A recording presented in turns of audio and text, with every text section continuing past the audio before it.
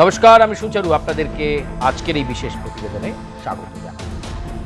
হ্যাঁ, আজ গণনা।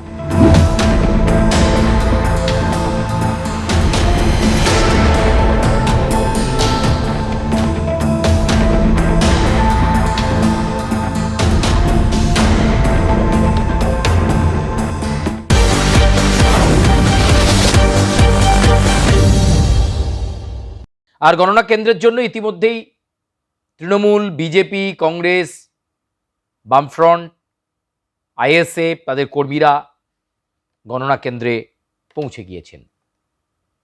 আজকের গণনায় তারা মাথায় রাখছেন যে বিষয়গুলো, এই যে 2 মাস ধরে প্রচার পর্ব হলো, মানুষের কাছে নির্বাচনী প্রতিশ্রুতি নিয়ে নির্বাচনী দলগুলো গেল, নির্বাচনী ইস্তেহার, সংকল্পপত্র যাই বলুন না কেন, মানুষকে কনভিন্স করা যে এইটা দেখে তুমি আমাকে আগামী 5 বছরের জন্য বেছে নাও।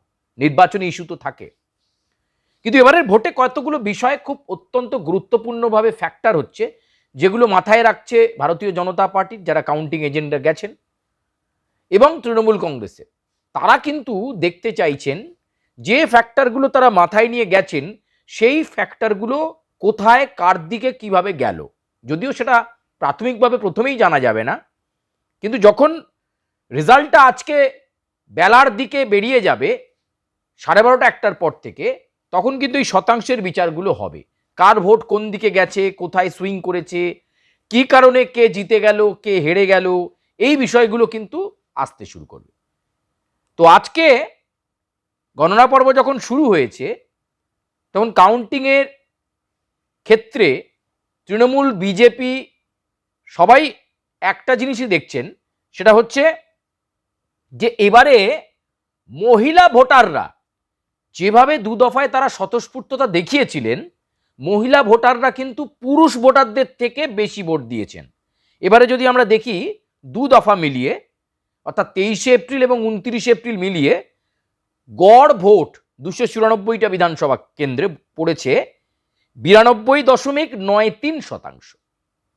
আর আপনারা যদি মহিলা ভোট কত পড়েছে দেখেন, তাহলে পুরুষ ভোট দিয়েছে 91.74%, আর মহিলারা ভোট দিয়েছে পুরুষদের থেকে 2% বেশি, 93.24%।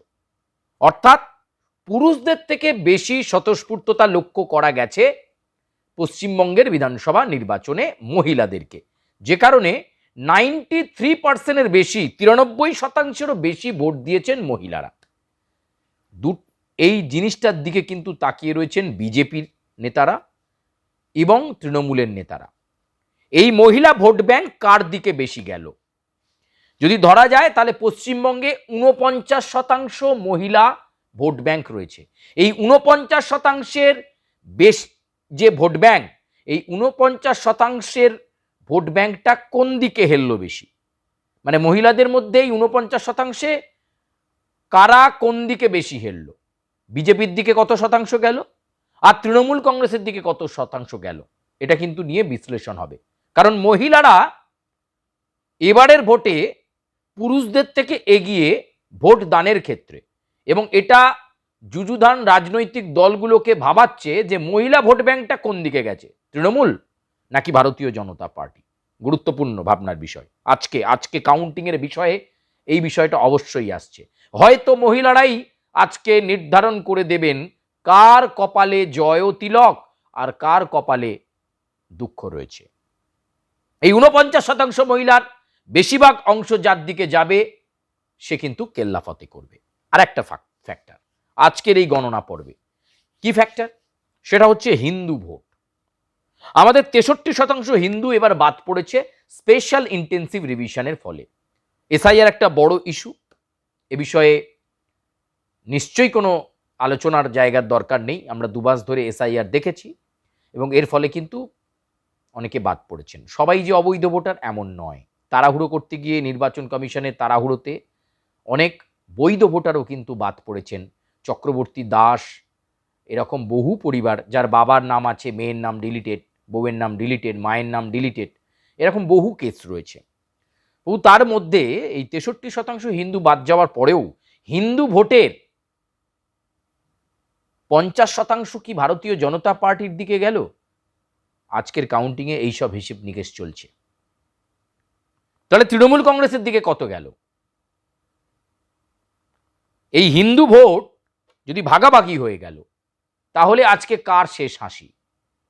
প্রাথমিক কয়েকটা ঘন্টা সবে গণনা পর্ব শুরু হয়েছে, এখনই বলা সম্ভব নয়। ট্রেন্ড আসবে, তারপর মোটামুটি এক একটা বিধানসভা 14 থেকে 21 রাউন্ড গণনা হয়, ফলে হিসেবটা পরের দিকে আসবে। কিন্তু এটা একটা ফ্যাক্টর হবে, হিন্দু ভোট কার দিকে বেশি গেল। গোটা হিন্দু ভোটটাই কি, মানে 70% ভোটটাই কি নিজেদের দিকে নিয়ে নিতে পেরেছে ভারতীয় জনতা পার্টি, নাকি হিন্দু ভোটও কাটা পড়েছে, চলে গেছে কিছুটা তৃণমূল কংগ্রেসের দিকে? এরপরের যে ফ্যাক্টর সেটা হচ্ছে মুসলমান সম্প্রদায়ের ভোট। 35% মুসলমান বাদ পড়েছেন স্পেশাল ইন্টেন্সিভ রিভিশনে। বাকি যে মুসলমান ভোট রয়েছে, মনে করছেন বিশ্লেষকরা, তার 75% ভোট তৃণমূল কংগ্রেসের দিকে যেতে চলেছে, আর 8% ভোট যেতে চলেছে বিজেপির দিকে। কাউন্টিংয়ে এই বিষয়টাও কিন্তু দুই দলই, তৃণমূল এবং বিজেপি, মাথায় রাখছে। তারা হিসেব কষে পরে দেখবেন যে সংখ্যালঘু ভোটটা কোন দিকে বেশি গেল। এই যে তিনটে ফ্যাক্টরের কথা বললাম, মহিলা, হিন্দু, সংখ্যালঘু ভোট এবং এসআইআর এর এফেক্ট, এই এফেক্টটা কোন দিকে পড়ে, মানে এই এসআইআর এর জন্য কোন দল লাভবান হয় আর কোন দল ক্ষতিগ্রস্ত হয়, সেটা কিন্তু আজকের কাউন্টিং পর্বে আর খানিকটা পরেই, ভোট গণনা পর্বে আর খানিকটা পরেই পরিষ্কার হয়ে যাবে। এমনিতে এই ধরনের নির্বাচন বাংলা বাঙালি আগে দেখেনি। নিশ্চিদ্র নিরাপত্তা, 2,40,000 কেন্দ্রীয় বাহিনী দিয়ে, তার উপর বাংলা বাঙালি এসআইআর এর পর ভোট দেখছে, ফলে তারা এক্সিট পোল দেখেছে। সেই অনুযায়ী কি রায় যেতে চলেছে আজকে গণনায়, নাকি এক্সিট পোল যা দেখিয়েছে তার উল্টোটা হবে? এবং কোন ফ্যাক্টরে?